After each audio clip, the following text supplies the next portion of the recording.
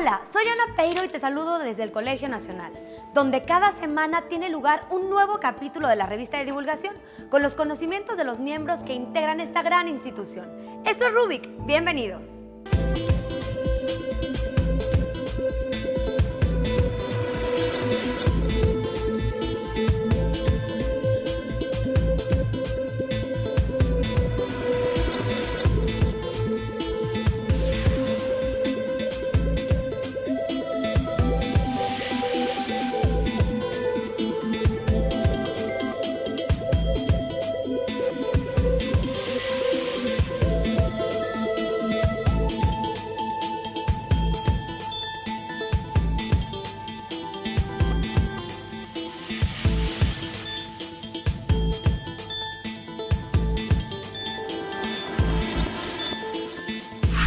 Hoy te presentaremos en un minuto la vida y obra del escritor candidato al Nobel, Alfonso Reyes. El astrónomo Manuel Peinbert nos seguirá hablando de nuestra conexión con las estrellas. Y porque pensamiento y palabra son sinónimos, tendremos la colaboración lingüística del maestro Luis Fernando Lara. Además, conocerás los méritos de una institución dedicada a formar historiadores en arte y a reunir nuestro patrimonio artístico. Antes de arrancar, te invito a conectarte con el Colegio Nacional a través de su página web y redes sociales. Ahora sí, veamos al investigador Alejandro Frank, que nos sorprenderá con otro tema resuelto gracias a las ciencias de la complejidad.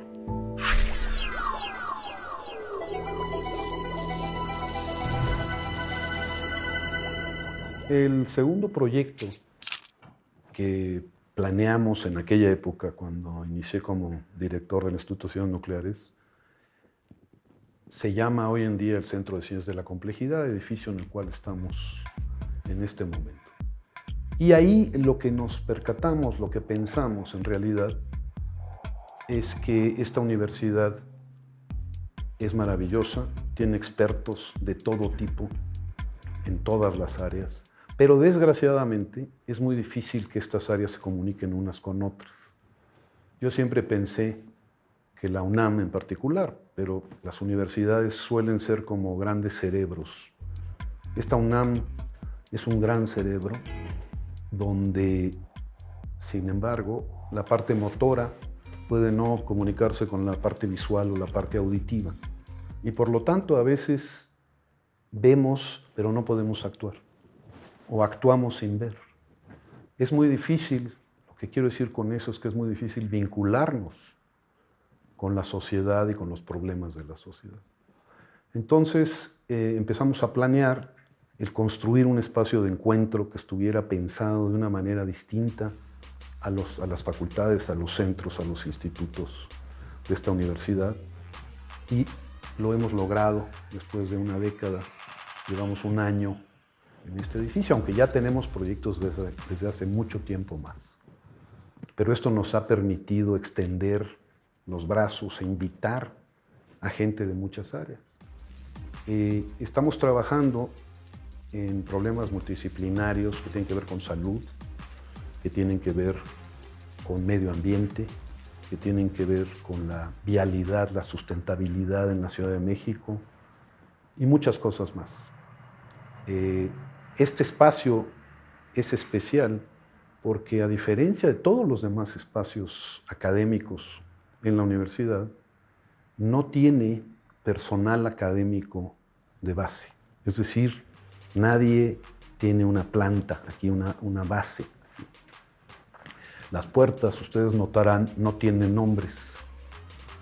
Entonces se trata, lo que queremos es que no se congele sus actividades, no se congelen, sino que haya un flujo de personas que vengan, trabajen en problemas, salgan, vuelvan, etc. Desgraciadamente el modelo, vamos a decir, disciplinario, padece de esta situación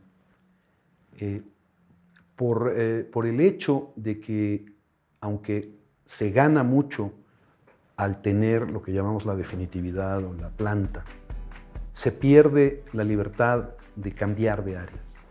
Entonces yo considero que se congela mucho la actividad y es difícil que la gente deje de hacer lo que está haciendo para lanzarse a ayudar a resolver un problema de salud. Ahorita tenemos varias emergencias el Zika entre ellos, y aunque hay gente que ataca el problema, no lo ataca de la forma multidisciplinaria, con muchas aristas que tiene el problema.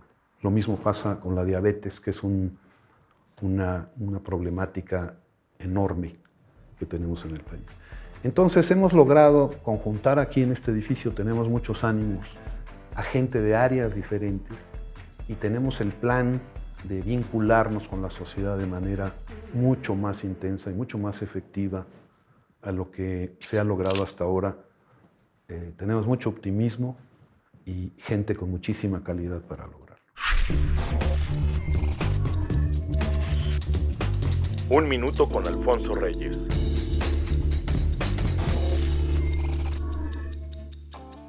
El escritor y diplomático Alfonso Reyes Ochoa nació en Monterrey, Nuevo León. Estudió en escuelas particulares de su ciudad natal, el Liceo Francés de México y en el Colegio Civil. Junto a José Vasconcelos y Antonio Caso, formó el Ateneo de la Juventud. Fue secretario de la Escuela Nacional de Altos Estudios, que después se convertiría en la Facultad de Filosofía y Letras. En 1913, se recibió como abogado por la UNAM. Ese mismo año, durante la Decena Trágica, su padre, el general porfirista Bernardo Reyes, murió a las puertas de Palacio Nacional. Tras ese acontecimiento, Alfonso Reyes inició su labor como diplomático en Madrid, París, Buenos Aires y Río de Janeiro. Su esposa fue doña Manuela Mota, bibliotecaria y archivista, con quien tuvieron un hijo. Para 1939, se instalarían definitivamente en México. Reyes también fue escritor y periodista.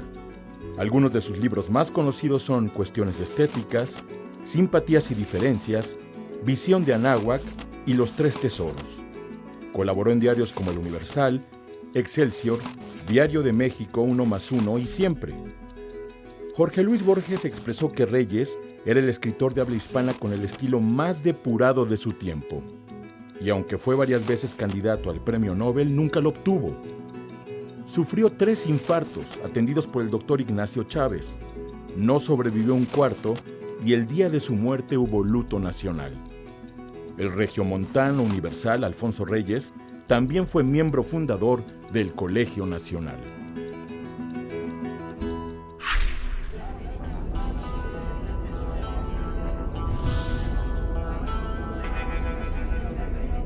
El tema del que les quiero hablar es el de mi profesión. Yo soy lingüista y ya sé que en general la mayor parte del público no se le ocurre qué es lo que puede hacer un lingüista.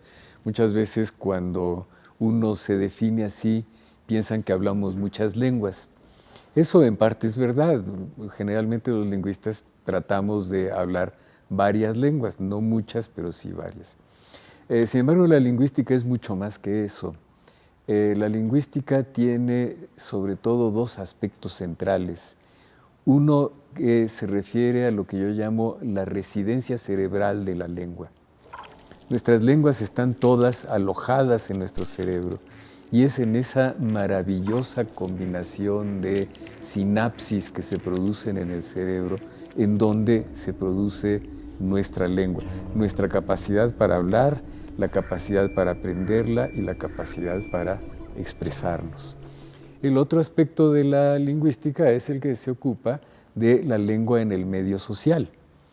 No hay lenguas que no ocurran en un medio social, es decir, se necesita que haya personas alrededor de uno para que la lengua se desarrolle. No puede existir un ser humano que hable una lengua sin que tenga unos padres anteriores y después una serie de interlocutores con los cuales hablar. Esto hace que la lingüística sea realmente apasionante, porque cuando pensamos en la residencia cerebral de la lengua, que es cuando nos acercamos a los psicólogos experimentales o a los neurofisiólogos, vamos maravillándonos del modo en que la lengua, la capacidad de la lengua la tenemos genéticamente, es decir, nuestro ADN seguramente tiene unas combinaciones de genes que son las que nos permiten aprender una lengua. Pero hay otro aspecto de esta misma residencia cerebral que es muy importante, sobre todo para el tratamiento, el diagnóstico y tratamiento de ciertos desórdenes lingüísticos que se producen en personas que han tenido algún accidente y han tenido un golpe en la cabeza. Estos desórdenes son las llamadas afasias, en que de pronto alguien, si se ha golpeado en cierta parte de la cabeza, resulta que se le olvidan los sustantivos, o se le olvidan los adjetivos, o se le cuatrapean realmente las palabras. Esta parte es enormemente atractiva. La otra parte, la parte de la vida social, pues es la que percibimos todos, es la que se manifiesta en nuestras gramáticas, en nuestros diccionarios, en los textos que escribimos y en nuestras maneras de hablar, de acuerdo con el medio en que vivimos, nuestro barrio, nuestra ciudad, nuestra región, nuestro país. Es decir, que un mexicano, por ejemplo, domina por lo menos 4 registros, por decirlo así, en que puede expresarse, y ciertamente uno no habla siempre de la misma manera, sino que en una conferencia como esta, pues uno adopta un registro culto, pero si yo estoy hablando con mis hijos, seguramente voy a adoptar un registro coloquial más propio del medio social en que vivimos ellos y yo. Gracias al maestro Lara por ser un divulgador incansable. Por otro lado, ¿sabías de la existencia de un par de recintos dedicados a don Alfonso Reyes? Uno de ellos está en la Ciudad de México y es la Capilla Alfonsina, ubicada en Benjamín Hill 122, Colonia Condesa. El otro se ubica en Monterrey, en la Universidad Autónoma de Nuevo León. Ambos sitios resguardan parte de la biblioteca, manuscritos, fotografías, obras de arte y documentos del escritor. Si los visitas, por favor cuéntanos tu experiencia a través de las redes sociales del Colegio Nacional. Estás viendo Rubik, regresamos en breve. ¿Sabías que la primera mujer miembro del Colegio Nacional fue esposa de otro integrante de esta institución? La primera mujer en ocupar una silla en el Colegio Nacional fue la historiadora Beatriz Ramírez de la Fuente, quien también fue directora del Instituto de Investigaciones Estéticas y esposa del doctor Ramón de la Fuente, otro distinguido miembro de esta institución.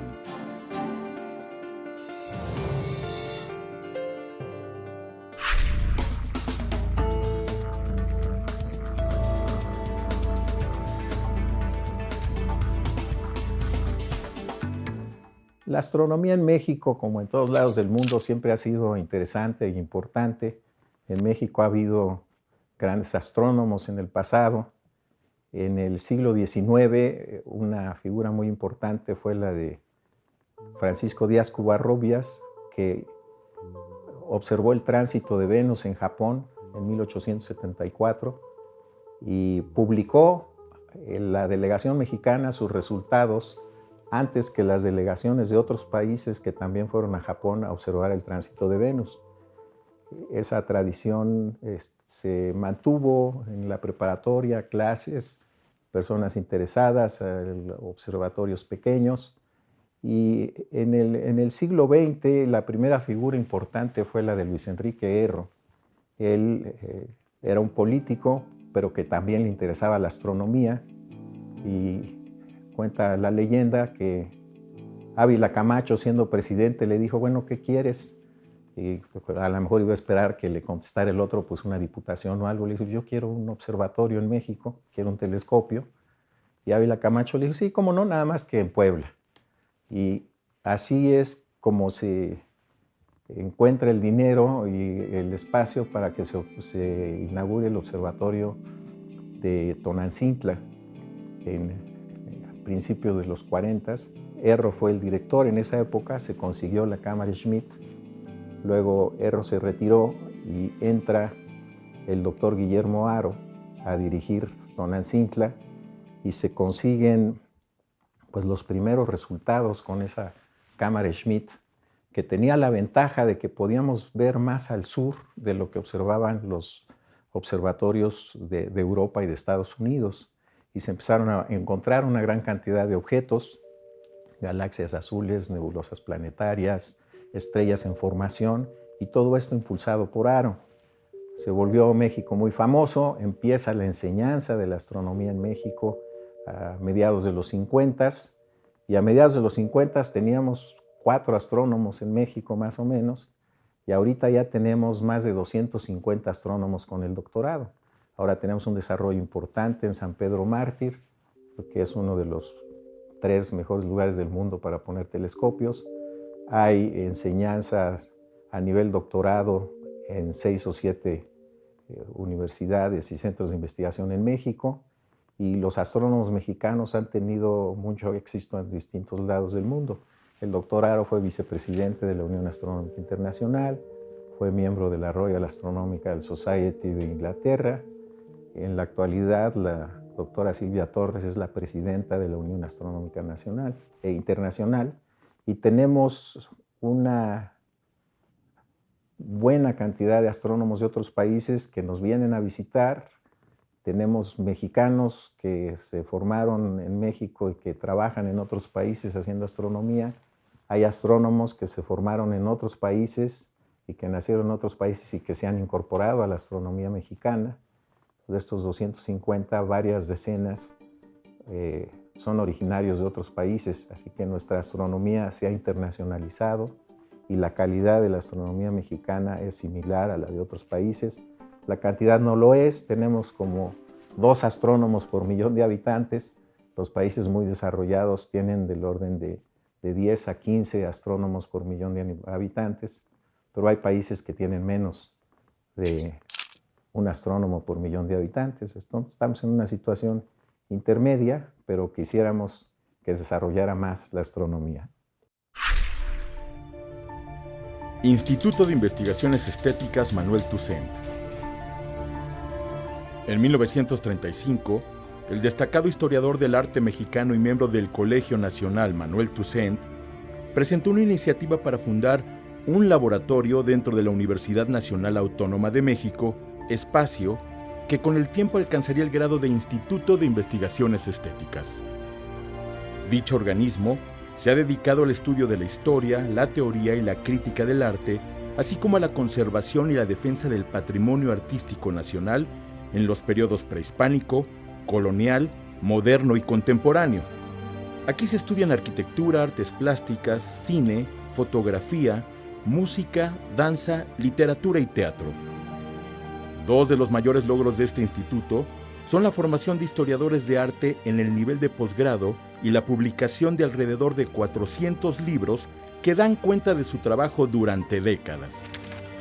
Este instituto cuenta con servicios como la Biblioteca Justino Fernández, el Laboratorio de Diagnóstico de Obras de Arte y el Archivo Fotográfico Manuel Toussaint con 750,000 imágenes.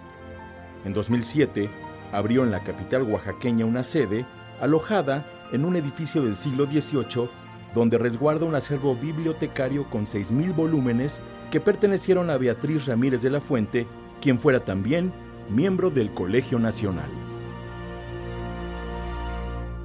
Como verán, podemos conocer parte de la historia del arte en México, sobre todo virreinal, gracias a Manuel Toussaint. Este educador fue descendiente de un doctor francés y amigo de José Vasconcelos. Y si su apellido te es familiar, debe ser porque el famoso músico de jazz Eugenio Toussaint fue su sobrino nieto. Ahora continuemos Rubik con Fernando Martín Velasco y su libro negro.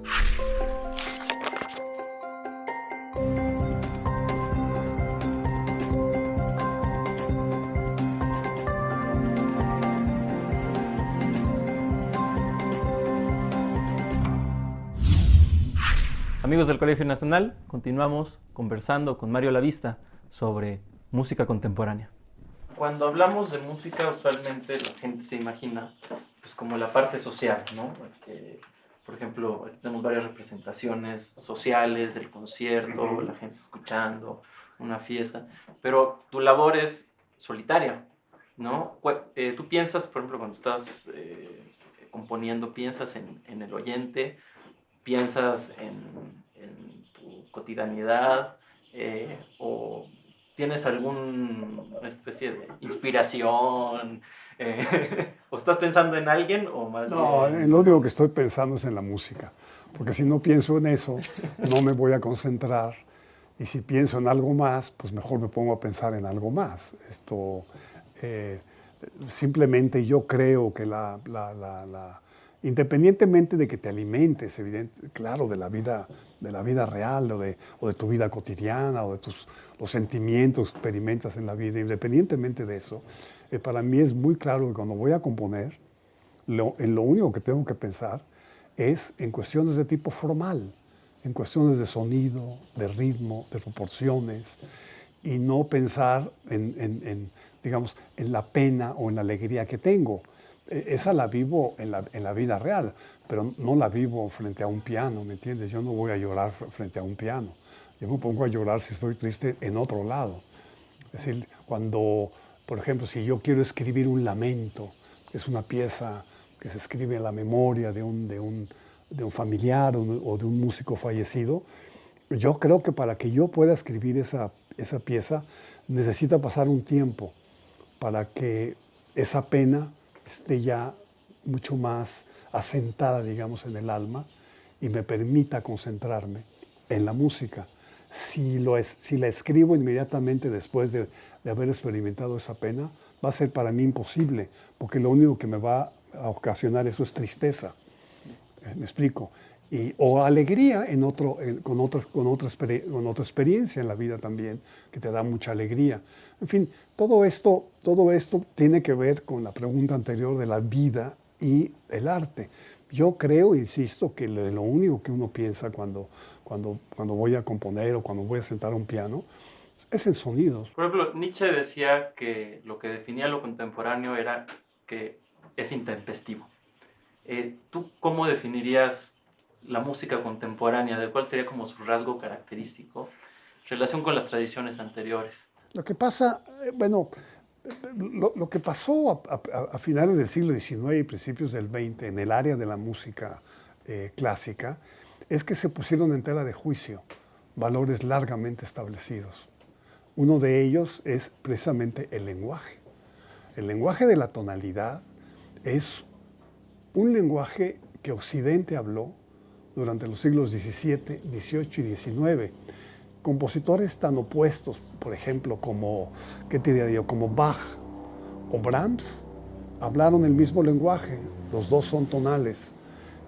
Haydn y Chopin hablaron el mismo lenguaje. Lo que los diferencia a ellos es el estilo, es la voz propia, pero el lenguaje que hablan es básicamente el mismo. Ese lenguaje se pone en tela de juicio a principios del siglo XX y en algunos casos se derrumba completamente.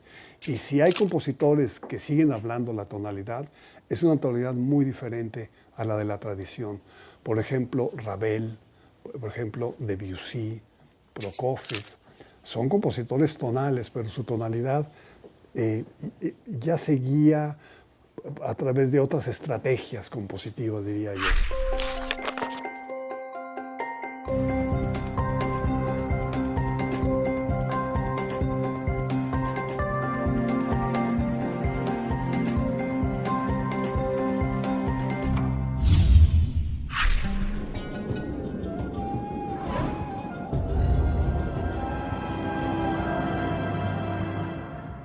Hoy hablaremos de un caso emblemático en las civilizaciones en las que se dio la primera aparición de las ciudades y de los estados. Se trata de Mesopotamia, que es la civilización que se desarrolló entre los ríos Tigris y Éufrates en el actual territorio de Irak. En esta civilización vemos hacia 3500 a.C., que es muy temprano en la historia, la formación de estas entidades urbanas donde vivía mucha gente, donde estas personas no se dedicaban a la agricultura ni a la cría del ganado, sino a artesanías, al culto, a la burocracia, a la gestión, a la contabilidad. En 3500 a.C. vemos en el sur de Irak una serie de ciudades, entre las cuales se encuentra Uruk, que fue la más grande, la ciudad por excelencia, y Gordon Childe llamó a este proceso de formación de las ciudades tan tempranas en el territorio de Mesopotamia la revolución urbana. Es muy interesante este proceso porque los arqueólogos durante el final del siglo XIX, todo el siglo XX y lo que llevamos del siglo XXI, hemos tenido la oportunidad de excavar numerosos asentamientos en Mesopotamia y sobre todo aquellos de la revolución urbana. Nos marca la primera aparición de ciudades de complejidad social, de burocracia, de distinciones jerárquicas entre los seres humanos. Me tocó participar, y en eso me considero muy afortunada, en la excavación de un sitio maravilloso donde nace el Éufrates, el sitio de Arslan-Tepe, en Turquía Oriental, gracias a una invitación de la profesora Alba Palmieri de la Universidad de Roma. Este sitio de Arslan-Tepe se encuentra en Turquía Oriental. Digamos que podemos considerar esa zona como la frontera norte de Mesopotamia. En esas montañas de Turquía Oriental están las minas de cobre, de estaño, y por lo tanto aquello que se ve en el sur de Irak, esta revolución urbana de tiempos de 3500 a.C., en las que no solo está la ciudad, sino los primeros artesanos que trabajaron el bronce, aquellos que trabajaron el torno de alfarero por primera vez gracias al invento de la rueda, aquellos que movieron bienes con carros y con ruedas. La aparición de la escritura es en este tiempo, el uso del arado por primera vez se implementa en tiempos de la revolución urbana y obviamente la ciudad como forma de vida civilizada. Entonces, en la frontera norte de Mesopotamia, en Turquía Oriental, está Arslan-Tepe, un sitio donde se dio por primera vez la centralización en esa región del Alto Éufrates. La Universidad de Roma lleva 55 años excavando este sitio, de los cuales 40 han sido liderados por la doctora Marcella Frangipane. He participado 5 veces en esa excavación y he podido ver la aparición de palacios con almacenes, con control de bienes, templos en los que se da la redistribución de raciones de alimentos, esa maravillosa aparición de la complejidad del ser humano. Seguro no imaginabas que lo que llevó a la arqueóloga Linda Rosa Manzanilla a la sociedad urbana en Mesopotamia fue su tesis de maestría. En próximas emisiones te prometo más de sus interesantes investigaciones. Ha llegado la hora de irnos de este bello edificio. Recuerda que todos los días el Colegio Nacional tiene nuevas actividades, las cuales puedes conocer en su página de internet. También puedes ver videos y convocatorias en sus redes sociales, así que te invito a suscribirte en su canal y ser parte de su comunidad digital. Yo soy Ana Peiro y no te puedes perder la siguiente emisión de Rubik, la revista de divulgación del Colegio Nacional. ¡Hasta pronto!